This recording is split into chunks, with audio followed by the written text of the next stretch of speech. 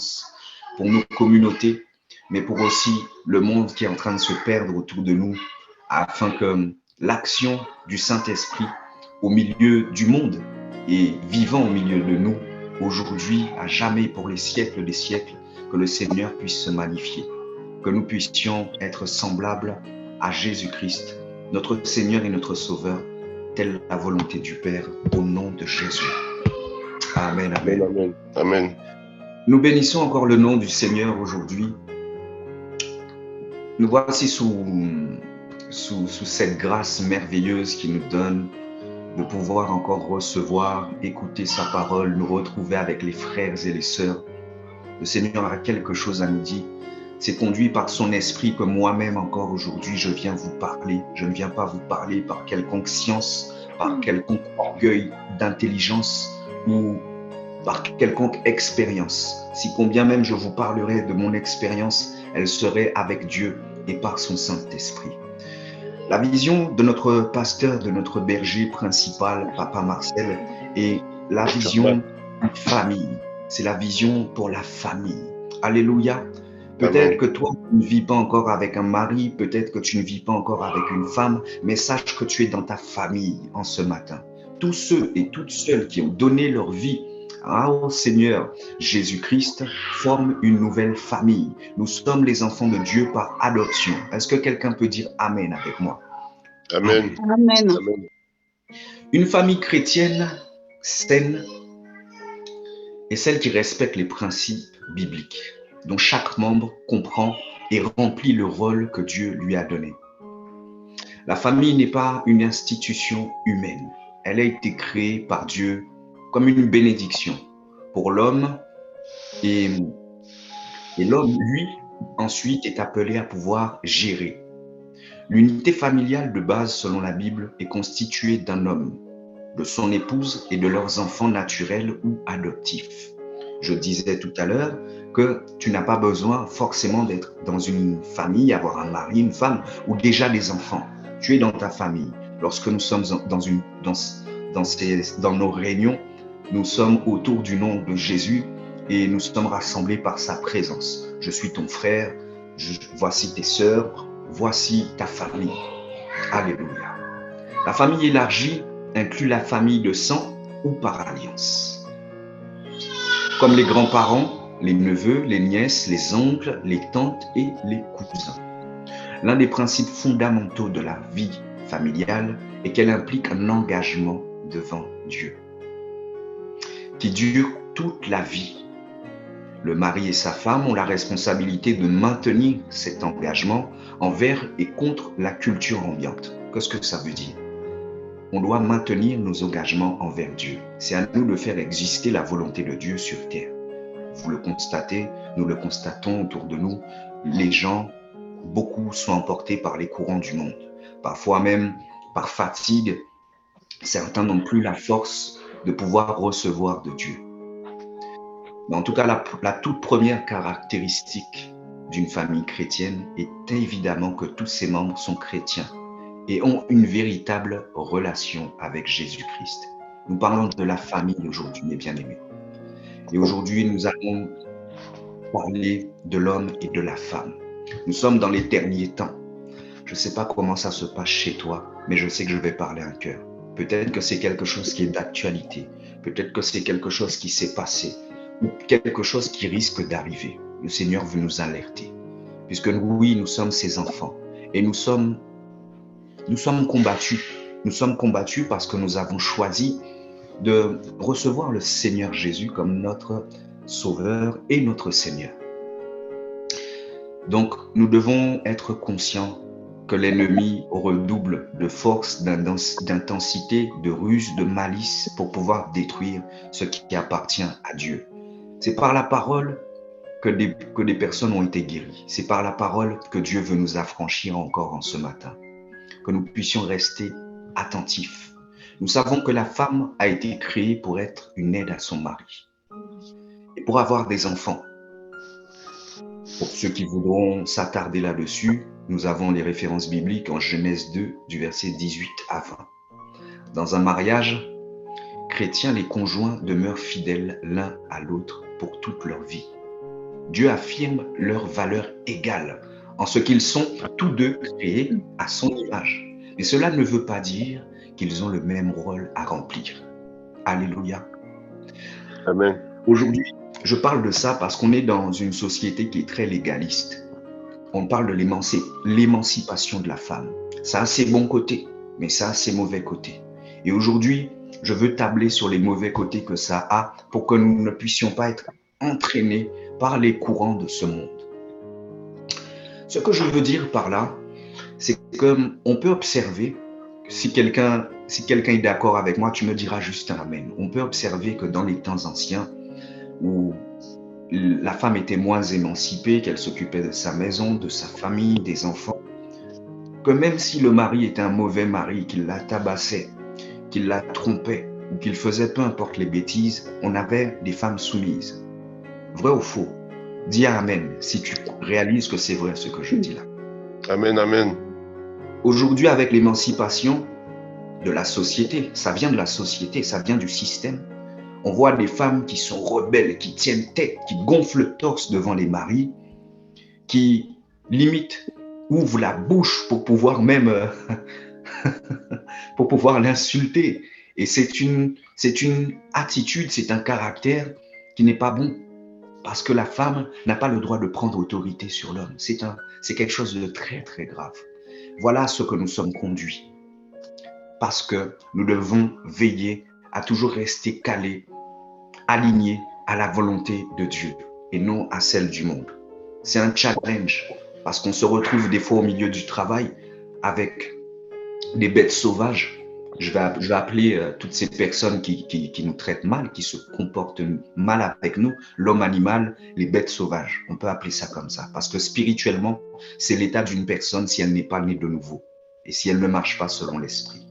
Et toutes ces choses-là sont là pour nous transformer.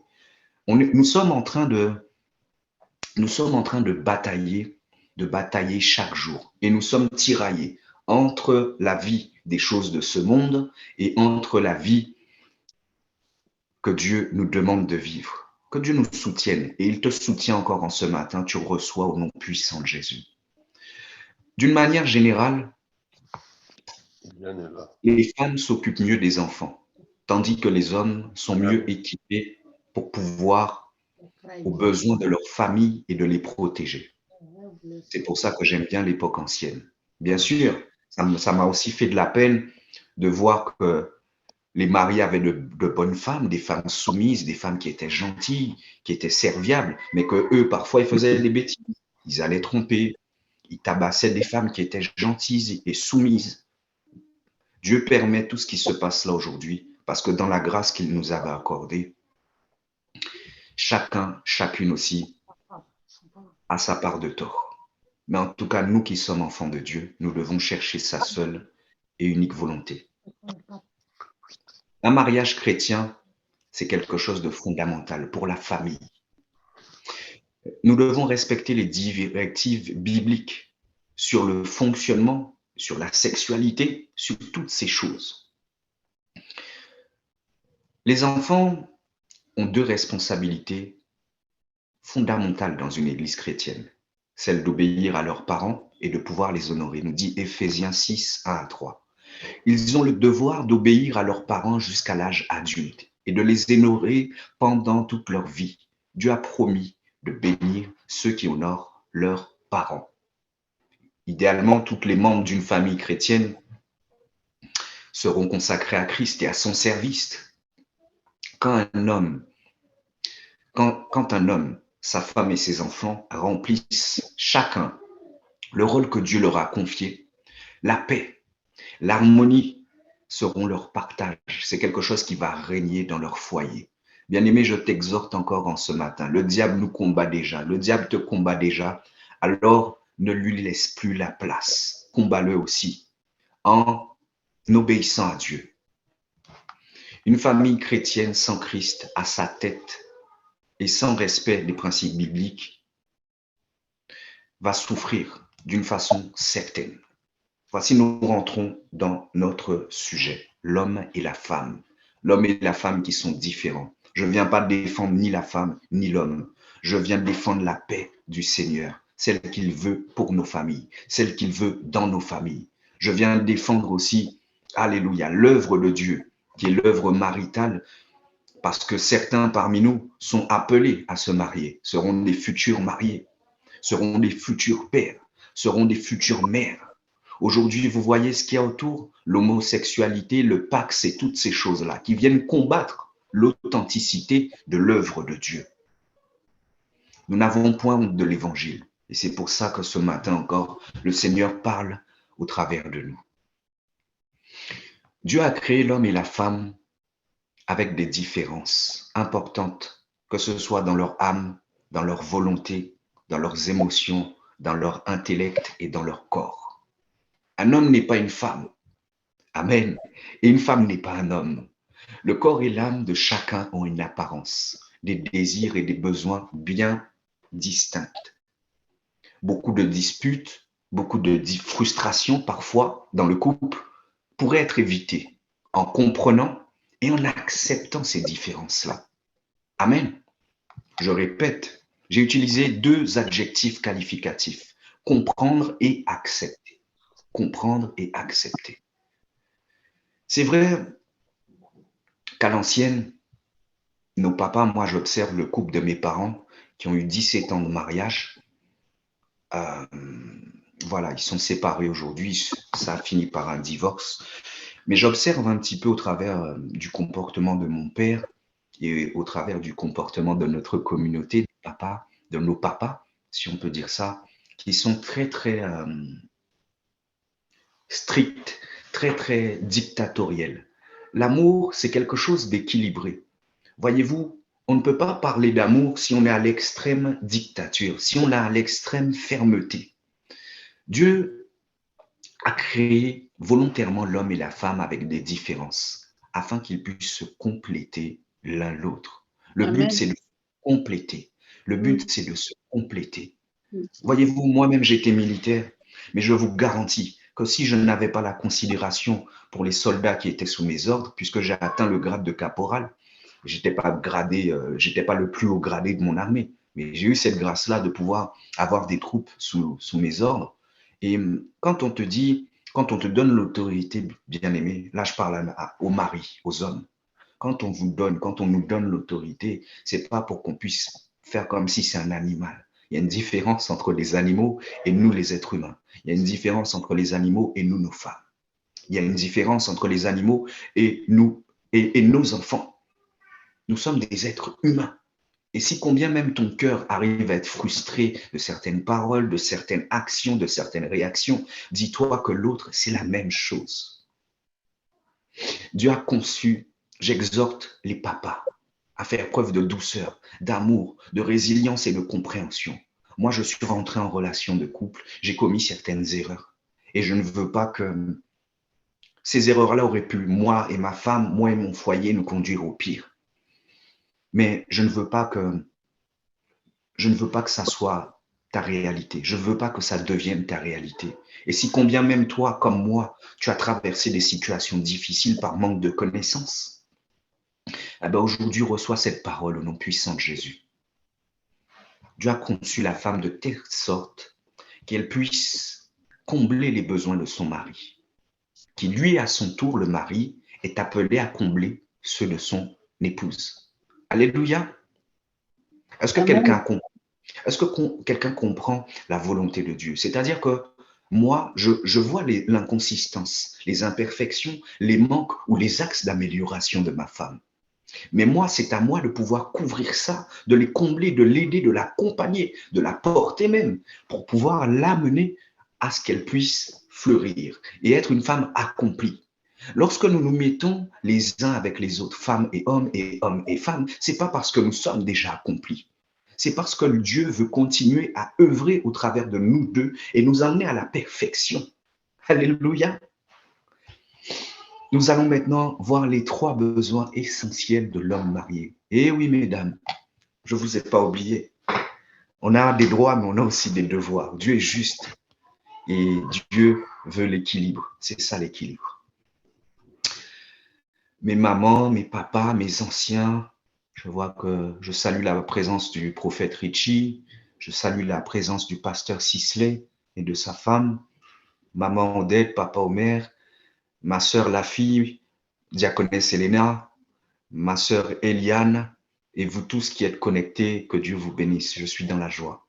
Voici ce que le Seigneur me dit. Les 3 besoins essentiels de l'homme marié.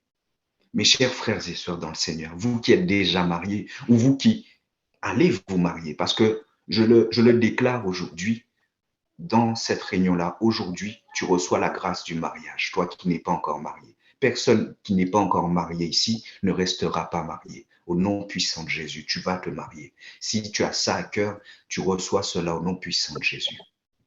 Alors, je vous encourage, si ce n'est pas déjà le cas, à répondre tout au long de votre vie aux besoins essentiels de l'homme marié ou celui qui va être ton époux, ma sœur. En 1, tu peux noter le respect, l'honneur. L'homme, c'est de ça qu'il a besoin d'abord. Le respect et l'honneur, avant toute chose. Messieurs, est-ce qu'il y a un homme qui peut dire Amen? Est-ce qu'il y a un homme qui peut confirmer ce que je suis en train de dire là? Je dis que ton époux ou celui qui sera ton époux, premièrement, il a besoin du respect et de l'honneur. Deuxièmement, il a besoin que tu sois une femme qui travaille et qui soit productive. Alléluia. Troisièmement, la sexualité. Je répète, je vais reprendre dans l'ordre. Premièrement, l'homme a besoin du respect et de l'honneur. Secondo, il a besoin du travail et de la productivité. Une femme qui prend soin de sa maison, qui prend soin de lui, qui prend soin de ses enfants, qui anticipe pour lui, qui est soucieuse de sa vie, qui est impliquée pour sa vie. Et la sexualité. Je ne vais pas m'étendre là-dessus. Demandez à vos maris ou allez voir à vos futurs conjoints. Alléluia. Je disais que ces 3 besoins sont fondamentaux. Ce sont les fondamentaux de l'homme marié. Et ils sont différents des besoins essentiels de la femme, qui serait plutôt se sentir en sécurité. La femme, elle, voilà les 3 besoins de la femme. Et si je dis mal, dites un amen, j'ai besoin de vous amen. Je ne veux pas dire n'importe quoi. Ça, c'est l'analyse. Et c'est le Saint-Esprit qui m'a révélé ces choses-là. Les 3 besoins fondamentaux d'une femme, c'est plutôt la sécurité, être aimé et être écouté. Une femme a besoin de se sentir en sécurité. Elle a besoin d'être aimée et elle a besoin d'être écoutée. Dis-moi amen, maman. Amen. Alléluia. On avance. Alors, nous allons voir tous les points que nous avons évoqués, tous ces adjectifs qualificatifs d'action. On a parlé du respect, de l'honneur. Ça concerne l'homme. Éphésiens 5, verset 33 nous dit « Du reste, que chacun de vous aime sa femme comme lui-même et que la femme respecte son mari. » Alléluia. Le frère Johan n'a rien, il n'a rien inventé. Tout comme la femme a besoin de se sentir aimée par son mari, l'homme a besoin de se sentir respecté par son épouse. Je sais qu'il y a des tigresses parmi vous, mais il faut tuer la tigresse, maman. Maman, il faut tuer la tigresse. Les hommes ne peuvent pas accepter ça. C'est quelque chose qui est difficile pour nous. Parce que nous sommes conscients, nous les hommes, nous sommes conscients de ces choses-là. Peut-être que parfois, par excès de caractère, les hommes ont du caractère. C'est comme ça. Puisque si Dieu te donne l'autorité, tu dois apprendre, toi, homme, toi, mari, qui est comme moi, à pouvoir canaliser ces choses-là, à pouvoir les couvrir de la sagesse de Dieu. Puisque oui, Dieu nous a donné ce caractère tellement affirmé qui fait de nous des hommes. C'est celui du lion de la tribu de Juda. Cependant, maman, je te dis, ça ne va pas marcher. Enlève la lionne, enlève la tigresse qui est en toi. Un homme ne peut pas comprendre ça. Un homme ne peut pas accepter ça. Parce qu'un homme, lui, quand il est porté par sa fougue, par sa conviction, lui, derrière, ça l'amène à pouvoir poser des actes. Bien souvent, je ne vais pas donner raison aux maris qui frappent leurs femmes. Je suis contre ça. Et Dieu est contre ça. Ce n'est pas quelque chose qui doit arriver. Ce ne sont pas des choses que nous devons, où nous devons nous sentir à l'aise. C'est quelque chose de très grave. Parce que nous, maris, nous sommes plus forts que nos femmes et nous devons en prendre soin. Mais femme, toi, ne te sers pas de ta fragilité ou que Dieu dise que tu es plus faible que l'homme pour pouvoir le pousser au pire. Eh oui, madame. Eh oui, maman. De là où tu es, j'ai déjà vu un petit peu les attitudes de femmes qui aiment bien remuer le couteau dans la plaie, qui aiment bien appuyer là où ça fait mal. Tu as déjà vu que monsieur s'est calmé, il dit plus rien. Toi, tu es en train de chauffer ses oreilles. Tu parles, tu parles, tu parles. Sagesse. La sagesse, c'est pour tous les deux. Tout comme le mari ne doit pas insulter sa femme, lever la main sur sa femme ou toutes ces choses-là. Madame, tu as ta part. Parce que dans 90% des situations, selon le Saint-Esprit, les femmes poussent les hommes au pire aussi. Nous avançons. Dès lors qu'un homme voit son autorité bafouée dans le couple, cela crée en lui une espèce de révolte intérieure qu'une femme pourrait ressentir lorsqu'elle a l'impression que son mari ne l'aime pas comme il devrait. La même révolte que toi tu as, eh ben lui aussi ça fait la même chose quand toi tu ne veux pas respecter son autorité. Maman, tu peux prier, peut-être que ton mari n'est pas encore dans le Seigneur. Respecte-le, honore-le, Mm. fais ce que tu attends de lui. Dieu a mis dans la femme le besoin d'être aimée affectueusement par son mari, c'est vrai. De même, votre époux se sentira au plus haut point offensé si vous lui manquez de respect. Parce que Dieu a mis en lui une vertu, c'est celle de l'autorité. J'en ai parlé tout à l'heure.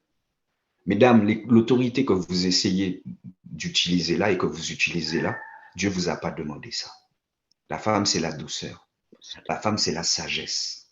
Je ne dis pas que parfois la justice ne peut pas parler en toi. Ce n'est pas ce que je dis. Mais pas avec ton mari. Pas avec ton mari. Je ne sais plus c'est quel bien-aimé. Enfin, c'est dans la parole de Dieu, c'est dans la Bible. Il y a une femme qui appelait son mari Seigneur, Seigneur. Waouh! Je t'invite à pouvoir expérimenter ça à la maison. Appelle ton mari Seigneur.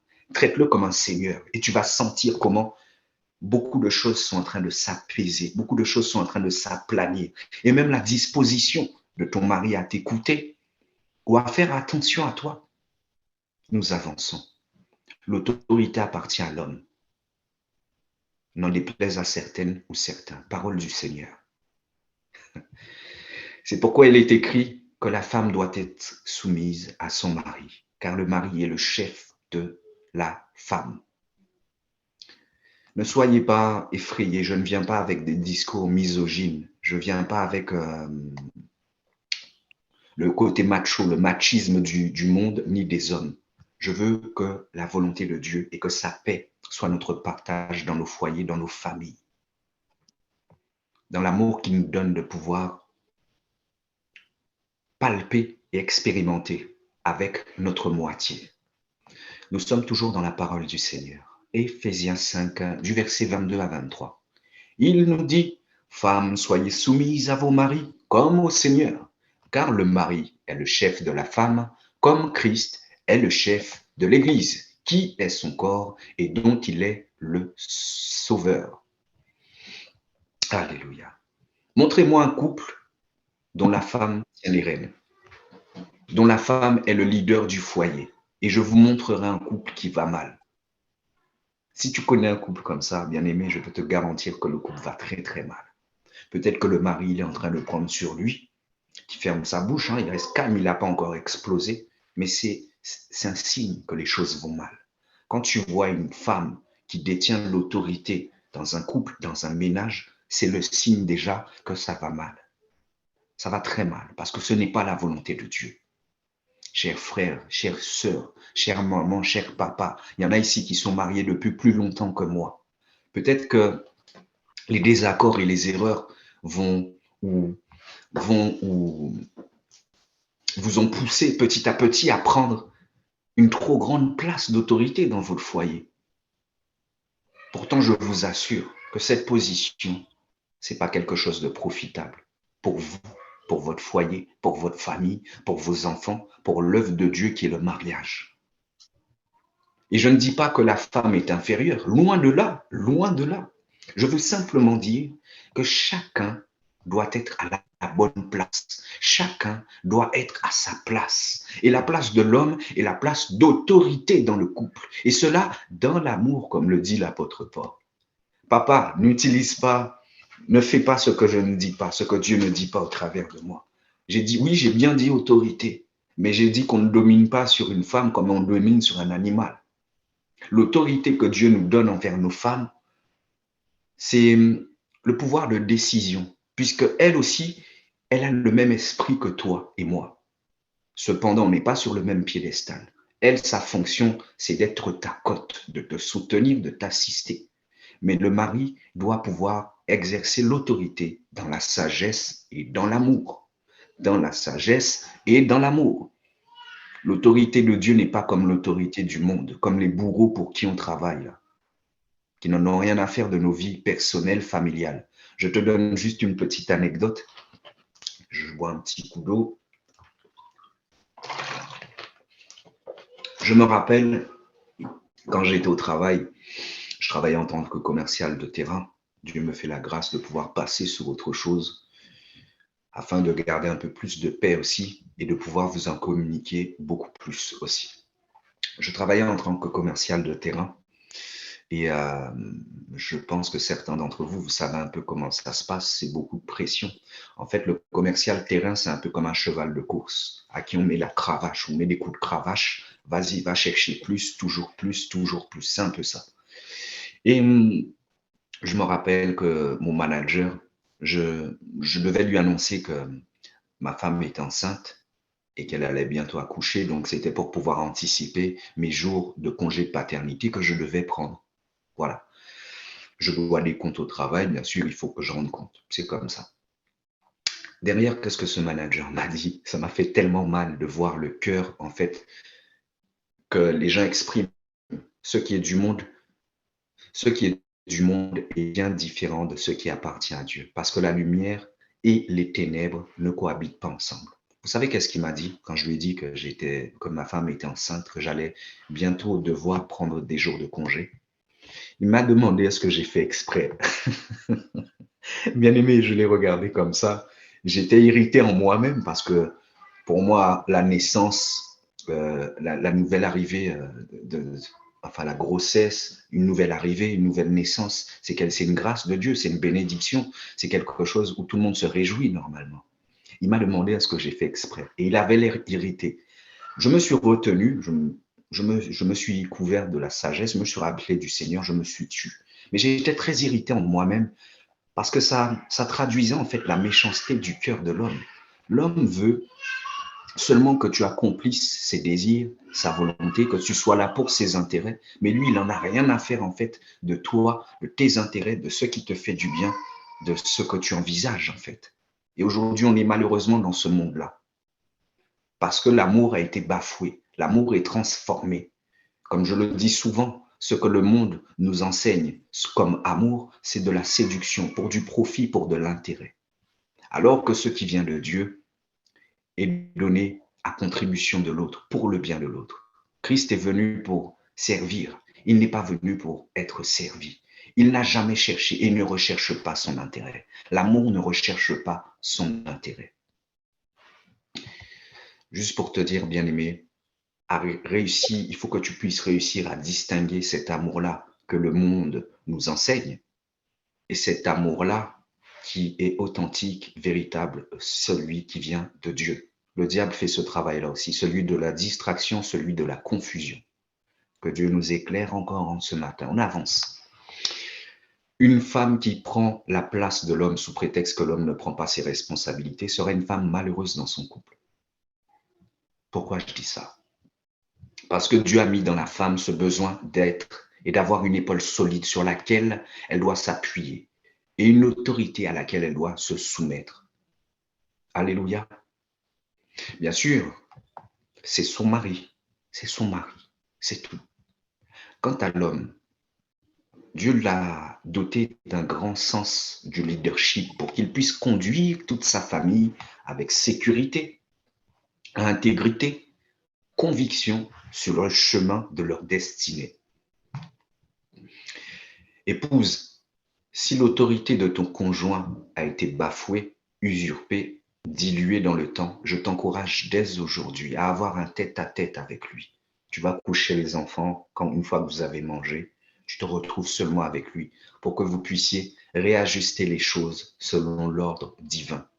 Bien sûr, si ton mari n'est pas à fond dans le Seigneur, il ne suit pas le Seigneur, ou vice-versa, ta femme n'est pas dans les voies du Seigneur, il faut lui expliquer qu'en fait, quand toi, tu t'es marié avec, que toi, tu étais soumise à Dieu, qu'il ne va jamais t'enlever cette soumission qui appartient à Dieu. Et que ce qui risque de faire que ça ne fonctionne pas entre vous, c'est que lui-même n'est pas soumis à Dieu. Alléluia. Un couple où l'homme et la femme sont tous les deux soumis à Dieu, ça ne peut qu'aller. Dieu dit qu'il résiste aux orgueilleux, mais qu'il fait grâce aux humbles. Alléluia. Si nous voulons avoir, je ne suis pas là pour réprimander, hein. Nous sommes là seulement pour que Dieu bénisse, qu'il fasse grâce et qu'il arrose. Si nous voulons avoir un mari épanoui, je ne parle pas pour moi, parce que moi-même je suis mari, je parle pour vous, mesdames, pour vous, mes mamans. Si vous voulez avoir un mari épanoui, vous devez lui laisser les rênes. Vous devez vous placer sous son autorité et lui être soumise dans l'amour du Seigneur. Un homme qui aime sa femme, mais dont l'autorité est contestée, sera un homme malheureux. Il sera comme un lion que tu as mis en cage ou un aigle à qui tu as brisé les ailes. Alléluia. Mesdames, ne vous mettez pas en colère. N'haussez pas le ton. Rien de tel pour que votre mari lui aussi se mette en colère et puisse hausser le ton. Cela sera perçu par tous comme un manque de respect évident envers son autorité. Mais il est possible que votre mari ait pu commettre aussi des erreurs. Mais Dieu vous demande, malgré tous ses défauts, de respecter l'autorité qu'il a déposée en lui. Pour le bien de votre couple, apprenez à parler à votre époux avec douceur dans l'amour selon ce qu'il est écrit en Philippiens 4, 5. Que votre douceur soit connue de tous les hommes. Le Seigneur est proche. On a des beaux exemples, hein, j'en suis sûr. Si vous remontez dans l'arbre généalogique, nos grands-mères, vos grands-mères, elles ont montré la voie. Elles ont payé le prix. Et c'est une telle attitude qui sera agréable aux yeux de Dieu et de votre mari qui sera émerveillé par un tel changement. Alléluia. Je vais dire quelque chose qui ne va pas plaire aux femmes, mais qu'il en soit ainsi. La parole de Dieu est oui, amen. Le mari doit avoir le dernier mot en cas de désaccord dans le couple. Est-ce que quelqu'un m'a entendu? Le mari doit avoir le dernier mot en cas de désaccord dans le couple. Un couple béni doit être en accord. L'homme doit aimer sa femme au point de donner sa vie pour elle. Il doit la traiter comme sa grande conseillère et bien plus comme sa partenaire. Mais il peut arriver qu'il y ait des accords entre l'homme et la femme parce qu'ils ne pensent pas de la même façon. Si tel est le cas dans ton couple, lorsque ton mari prend une décision après qu'il t'ait consulté et que tu n'es pas d'accord, tu devras d'une façon docile te soumettre à sa décision, tant que celle-ci ne te fait pas désobéir à Dieu, pourvu que ça ne te fasse pas désobéir à Dieu. Tu dois écouter ton mari, que tu sois d'accord, pas d'accord, que tu sois contente, pas contente, que tu comprennes, que tu ne comprennes pas. C'est comme ça. Mais lui, il va devoir des comptes à Dieu. Mais chacun doit rester à sa place. Si nous voulons la justice de Dieu, si nous appelons la justice de Dieu, si nous appelons l'intervention de Dieu, nous devons apprendre premièrement à lui faire confiance et persévérer dans nous d'abord ce que nous devons accomplir. Ce qui compte, c'est ce que nous devons, c'est notre redevabilité envers Dieu. Ce que Dieu attend de nous, c'est ça qui compte. Souvent, l'homme, l'être humain, quand on le met face à son propre miroir, il cherche à regarder autour, à côté et à indexer quelqu'un. Si l'autre ne comprend pas, est-ce que c'est pour ça que moi, je vais perdre mon salut? Si l'autre ne comprend pas, est-ce que c'est pour ça que je vais me mettre en désaccord avec la volonté de Dieu? Bien-aimés, bien que nous avons des couples, des relations et des alliances qui sont tissées sur la terre, c'est seul que chacun de nous comparaîtra devant Dieu. Dieu dit, en parlant du couple, qu'ils seront couchés sur leur couche, que l'un partira et l'autre restera. Celui qui veut être orgueilleux, rebelle, ou je ne sais pas quoi, qui veut défendre quelle cause, c'est son problème. Nous, nous défendons la cause de Dieu. La rébellion, c'est contester une décision prise par une autorité supérieure. Et se rebeller, c'est manquer de respect envers l'autorité. Isaïe 1 au verset 19. Si vous avez de la bonne volonté et si vous êtes docile, vous mangerez les meilleures productions du pays. Amen. Pour expérimenter la bénédiction du Seigneur, nous devons nous soumettre docilement à nos autorités supérieures. Dans l'Église, l'autorité, c'est le pasteur. Et même si nous pensons différemment, nous devons nous soumettre docilement tant que ces décisions ne nous poussent pas à désobéir au commandement du Seigneur. Moi-même qui parle, je ne parle pas parce qu'aujourd'hui, je suis pasteur. Non. Moi-même, je suis soumis à ça. Le pasteur principal, c'est Papa Marcel. Et quoi qu'il dise, moi, je suis amené à pouvoir l'obéir. Tant que ce qu'il me dit ne me fait pas désobéir à Dieu, même si je ne comprends pas encore, même si je ne suis pas d'accord, je dois obéir. Alléluia. Moi aussi, je suis soumis à Papa Marcel, je suis soumis à Dieu. Celui qui vient vous parler de soumission, lui-même, il est soumis. Et combien même je suis appelé ou je serai appelé pasteur, ce n'est pas ça qui fait que je ne dois pas vous traiter avec révérence, avec considération et respect. Amen. Amen. Nous avançons. Dans une entreprise, ça c'est le plus bel exemple, l'employé doit se soumettre docilement à l'autorité supérieure. Qu'est-ce que nous n'acceptons pas au travail? Regardez parfois comment les gens nous parlent. Regardez comment les gens nous traitent. Mais nous acceptons, nous sommes soumis. Alors, il ne faut pas que nous soyons comme les hypocrites qui, avec leurs parents, leurs proches, leurs familles, ils sont très très durs, mais dehors, ils n'ont pas ce désir de justice. Voyez-vous? J'avance. Quelqu'un m'a compris. De même que dans le couple, la femme doit être soumise à son mari et les enfants aux parents. C'est l'ordre établi par Dieu. Nous revenons aux Écritures, comme l'a dit l'apôtre Paul, en Romains 13 au verset 1, que toute personne soit soumise aux autorités supérieures, car il n'y a point d'autorité qui ne vienne de Dieu. Et les autorités qui existent ont été instituées de Dieu. Je parle à une maman encore en ce matin.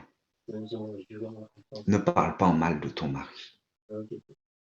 Ne rapporte pas ses faiblesses aux autres. Bien sûr, des fois, tu as besoin d'ouvrir ton cœur, mais fais attention à qui tu parles. Tout le monde n'est pas bienveillant. Moi, je te parle d'expérience vécue. Il y en a qui peuvent utiliser ce que tu leur dis pour pouvoir un jour en public t'exposer, te faire honte.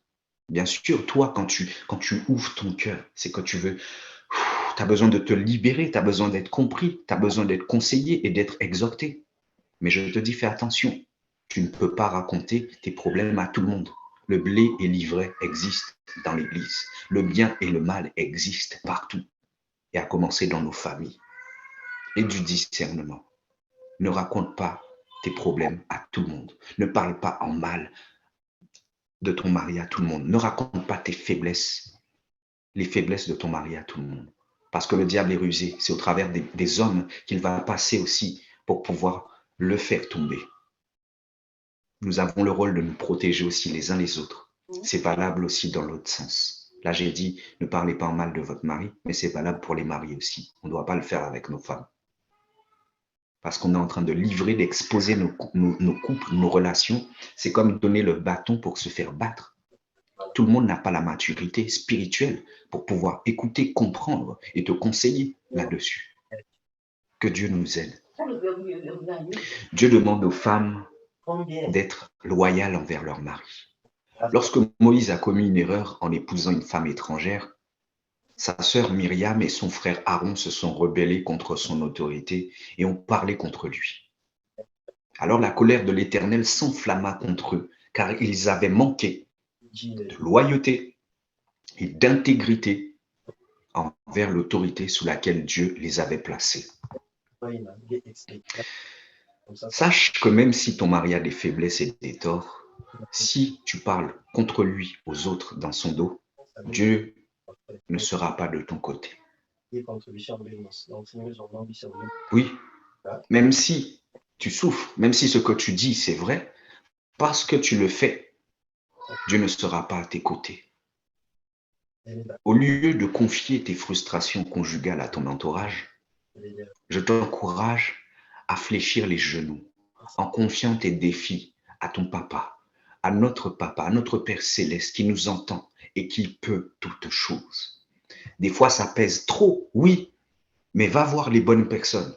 Mais la première des démarches, c'est celle-là. C'est toi d'abord. Va pleurer devant Dieu. Va déchirer ton cœur devant Dieu. Va dire, Seigneur, je n'en peux plus. C'est d'abord la première des attitudes que nous devons avoir. Moi aussi, des fois, je suis comme toi. J'ai besoin d'être écouté. J'ai besoin de parler. Mais la première des attitudes que nous devons avoir, c'est celle-là.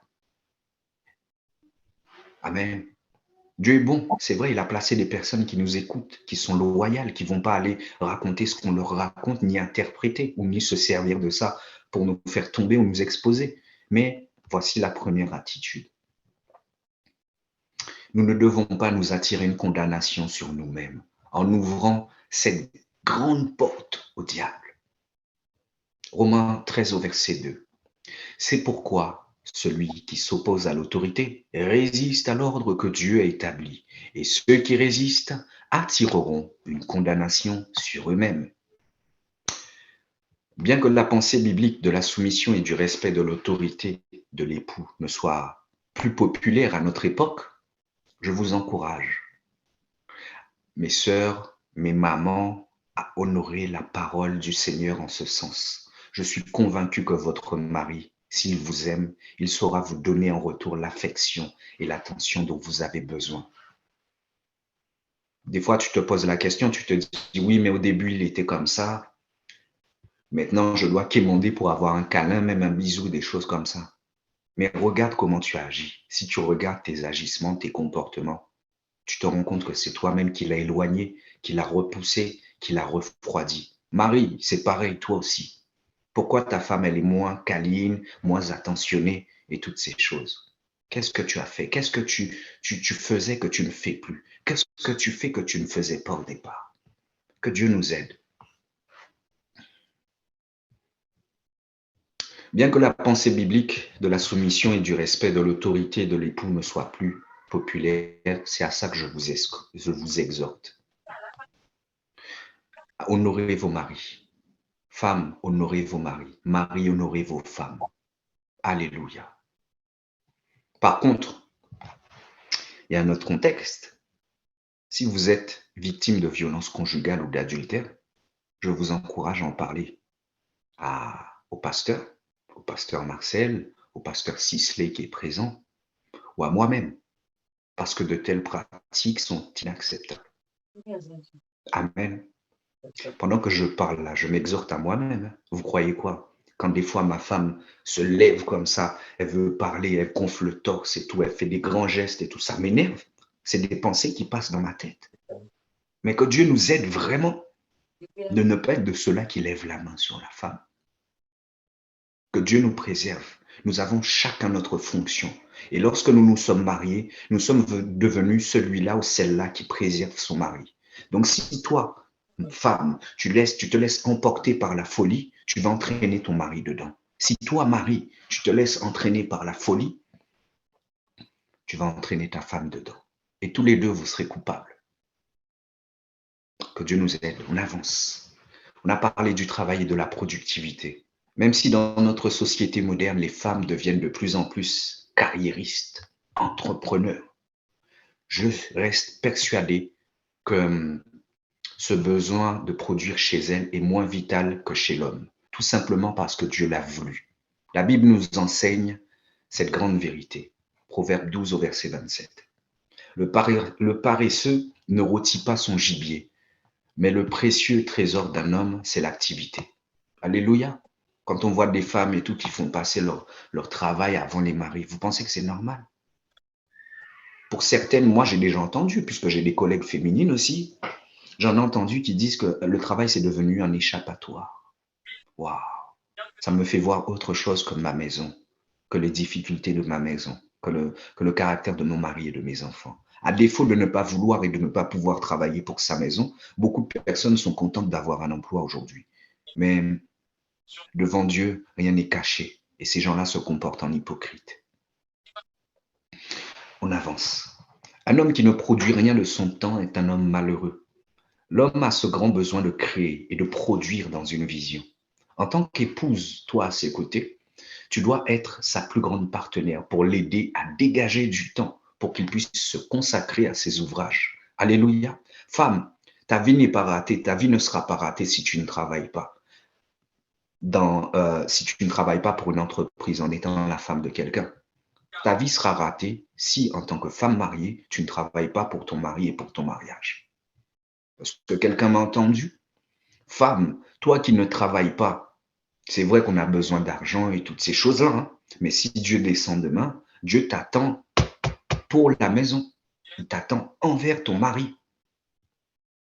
Des couples fonctionnent très très bien avec le mari seulement qui travaille, avec très peu d'argent, très peu de revenus. La paix est là, voyez-vous? On avance.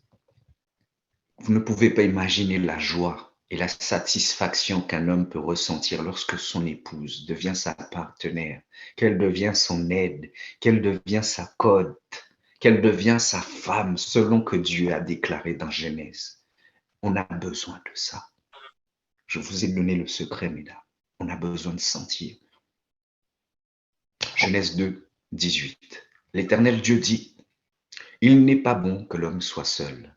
Je lui ferai une aide semblable à lui. » Femme, quand tu es rentrée dans la vie de ton mari, de ton chéri, tu es rentrée pour pouvoir être une aide semblable à lui. Et lui, il avait besoin de cette aide semblable. Tu t'occupes de ses vêtements, de ses chaussettes. C'est fou ce que je te dis là, mais c'est ça en fait. C'est le rôle de la continuité de maman, mais avec le petit bonus de pouvoir être sa femme. C'est un peu ça. Et c'est comme ça que Dieu a fait les choses. Faites tout ce qui est en votre pouvoir pour l'aider à dégager du temps, qu'il puisse avancer dans ses projets. Soyez une aide pour lui, une main forte dans et pour ses activités. La femme doit être derrière l'homme. Aujourd'hui, on voit que c'est l'homme qui est derrière la femme avec l'histoire d'émancipation là, vu que les deux travaillent. Mais Dieu voulant et permettant que ça se passe ainsi, pourvu que nous puissions rester dans sa volonté. Nous devons laisser du temps seul pour que notre mari, notre femme puisse se consacrer à Dieu. Le psalmiste a dit, pour moi, s'approcher de Dieu, c'est mon bien. Psaume 73, 28. Votre mari a besoin de moments calmes où il pourra se ressourcer dans la présence de Dieu. Votre rôle, c'est d'aussi l'encourager à la piété. 1 Corinthiens 7, versets 32 à 33. Or, je voudrais que vous fusiez sans inquiétude. Celui qui n'est pas marié s'inquiète des choses du Seigneur, des moyens de plaire au Seigneur, et celui qui est marié s'inquiète des choses du monde, des moyens de plaire à sa femme. L'apôtre Paul dit dans ce verset qu'un homme célibataire cherche à plaire au Seigneur, alors qu'un homme marié cherche à plaire à sa femme. Un homme qui aime réellement son épouse cherchera chaque jour à faire ce qui lui fera plaisir, avec des soirées de partage, de détente, pouvoir partager un film, faire une sortie ensemble, inviter des amis. Cela est bon. Mais lorsque ces nobles désirs ne sont pas équilibrés à une vie de piété, cela peut amener ton mari, ta femme à se refroidir dans sa relation avec le Seigneur. Parce qu'en rentrant du travail, après avoir passé du temps avec les enfants, à régler les affaires de la maison, il ou elle aura tendance à vouloir passer le peu de temps qu'il lui reste à faire des activités avec toi, par amour pour toi. Tout le monde n'a pas ce naturel-là. Mais il faut penser aux besoins de l'autre. C'est pourquoi j'encourage encore quelqu'un à pouvoir aider son mari, à pouvoir aider sa femme, à pouvoir aider son futur conjoint, à pouvoir aider sa future conjointe à maintenir un équilibre entre le temps qu'il vous accorde et celui qui est accordé au Seigneur. Amen. Que la bénédiction du mariage ne soit pas pour lui une occasion de régression spirituelle. Nous devons être celui-là qui encourage et qui aide dans ce sens. L'homme, tout comme la femme, a besoin avant tout de produire du fruit de qualité dans sa relation avec son Dieu. Nous arrivons au dernier point, la sexualité. Les témoignages que j'entends souvent au travail et autour de moi révèlent que dans la majorité des cas, l'homme a plus de désir sexuel que la femme. Le monde a falsifié l'image, la pureté et la profondeur de la sexualité dans le cadre du mariage. Mais nous devons rappeler que la sexualité pour l'homme en Christ est bien plus que l'assouvissement d'un besoin hormonal. Maman, est-ce que vous entendez? C'est très important. C'est un moment de profonde intimité, un moment de communion profonde entre toi et lui, entre elle et toi. Et c'est quelque chose qui procure à ton mari une grande satisfaction. Et ça vient aussi l'aider à trouver un équilibre émotionnel. Alléluia. Par ailleurs, une sexualité épanouie va fermer la porte aux mauvaises pensées et aux tentations qui pourraient s'installer dans la tête de votre époux ou de votre épouse. Alors vous ne devez pas vous priver l'un de l'autre. Amen. Se donner l'un à l'autre, c'est la seule chose qui ne nous est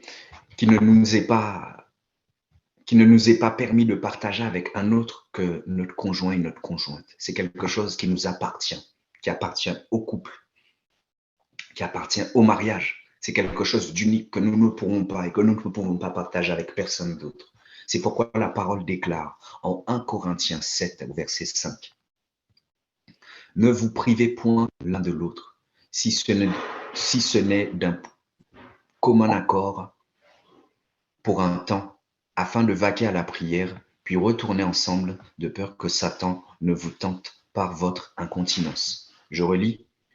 Ne vous privez point l'un de l'autre, si ce n'est d'un commun accord pour un temps, afin de vaquer à la prière, puis retourner ensemble, de peur que Satan ne vous tente par votre incontinence.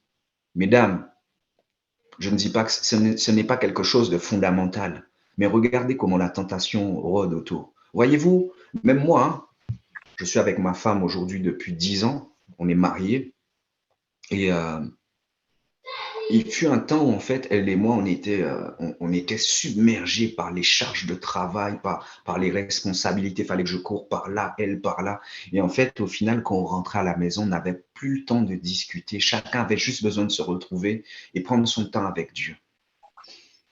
Je ne suis pas quelqu'un qui regarde les femmes. Ah ben, croyez-moi, qu'est-ce qui m'est arrivé? C'est pendant que je dormais, et d'ailleurs, je lui ai fait part de ces choses-là, parce que le diable passe par là. C'est le diable qui passe par là.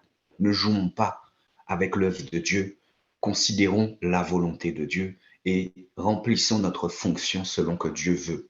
C'est comme ça qu'on sera protégé, c'est comme ça que nous allons avancer et c'est comme ça que nous allons vaincre les pièges et les ruses de l'ennemi. J'étais couché sur le lit, le temps passait et on avait de moins en moins de temps les uns pour les autres. Bien-aimé, j'ai eu un rêve. Je me suis fait attaquer par une femme de nuit, puisque je désirais ma femme. Tous ces jours-là qui sont passés, je la désirais. Mais vu que j'avais aussi cette compassion de voir et de comprendre qu'elle est fatiguée, donc je ne la bousculais pas, je ne lui demandais pas.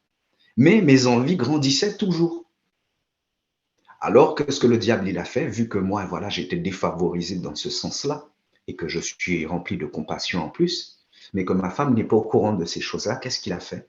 Il est passé dans mon sommeil, il s'est servi de ce désir-là qui n'était pas comblé pour pouvoir permettre qu'une femme de nuit puisse avoir raison de moi. Quand je dirais avoir raison de moi, je suis arrivé jusqu'à... Bref, je vais utiliser le mot éjaculation, vous comprenez. Voilà. J'étais très mal à l'aise. J'en ai parlé à ma femme et depuis ce jour-là, elle et moi, on est en train de batailler pour pouvoir faire en sorte que ces choses-là n'arrivent plus. Ne vous privez pas l'un de l'autre. mes bien-aimés. Aimez-vous. Je vais prier. C'en est tout pour aujourd'hui. Que Dieu nous aide. Seigneur, en ce matin, voici tes enfants devant toi. Je crois qu'ils prennent la décision aujourd'hui même, même si cela leur coûte. Alléluia. D'être des épouses vertueuses, d'être des bons maris, tels que toi tu veux qu'ils le soient. Seigneur, je prie pour que quelqu'un ce matin puisse prendre la décision de respecter davantage son mari. Je prie pour qu'une femme puisse, alléluia, respecter davantage son mari et qu'une femme puisse respecter davantage. Un mari respecte sa femme et qu'une femme respecte son mari. Afin que, Seigneur, ils puissent être de ceux-là qui puissent aider du mieux qu'ils le peuvent dans ce que l'autre fait, dans ce que leurs maris font, dans les entreprises du mari, qu'ils soient une aide, qu'ils soient un encouragement dans leur relation avec toi. Seigneur, je refuse, Seigneur, que quelqu'un soit un frein pour l'un ou l'autre. Bien au contraire, selon, Seigneur, ton esprit, tu veux qu'il soit une aide dont tu as parlé, dans ta volonté parfaite, lorsque tu as créé la première femme, Ève. Seigneur, aide ton enfant, aide tes enfants à mieux gérer leur vie et leurs émotions, afin qu'ils soient toujours disposés à satisfaire les besoins nobles de ton plan merveilleux pour leurs époux, pour leurs épouses, que tu leur as donné, que tu leur donneras. Tu bénis l'œuvre de tes mains. Tu bénis chaque famille, chaque couple, chaque foyer. Tu bénis chaque appelé au mariage. Tu aplanis les sentiers, Seigneur, de leurs relations. Tu déchires, Seigneur mon Dieu, mon roi, le voile qui les empêchait de voir et de comprendre. Tu aplanis les sentiers et tu donnes un départ nouveau, une compréhension nouvelle, un nouvel élan, un nouveau feu, une nouvelle grâce, Seigneur, dans chaque famille, dans chaque union maritale, dans le nom merveilleux et puissant de Jésus, dans lequel nous t'avons ainsi prié. Amen, amen, amen. Amen. Amen. Amen, amen, amen. Je ne sais pas si le pasteur Sisley est disponible, s'il pouvait lever tout simplement la voix et que chacun nous puissions repartir dans nos occupations sous la grâce du Seigneur. Amen. Et nous allons prier. Seigneur, tendre Père, nous te rendons grâce et nous te bénissons. Père, la famille est le premier maillon de la socialisation. Et c'est au travers d'elle, Seigneur, que tu as accompli tous les exploits, Seigneur, dans ce monde et dans cette vie. Toutes les promesses inhérentes au salut, inhérentes à l'expansion, inhérentes, Seigneur, à notre épanouissement personnel.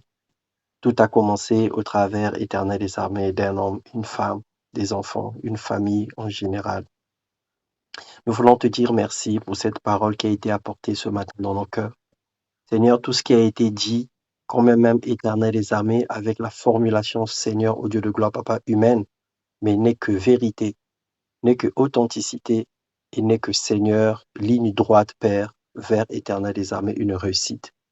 Je veux bénir ton nom, Seigneur, pour celui que tu as utilisé ce matin, ton serviteur, qui, Éternel des armées, avec les mots aussi simples, Éternel des armées, nous a apporté, Seigneur, au Dieu de gloire, des rappels pour certains, et encore de l'enseignement et de l'instruction pour d'autres.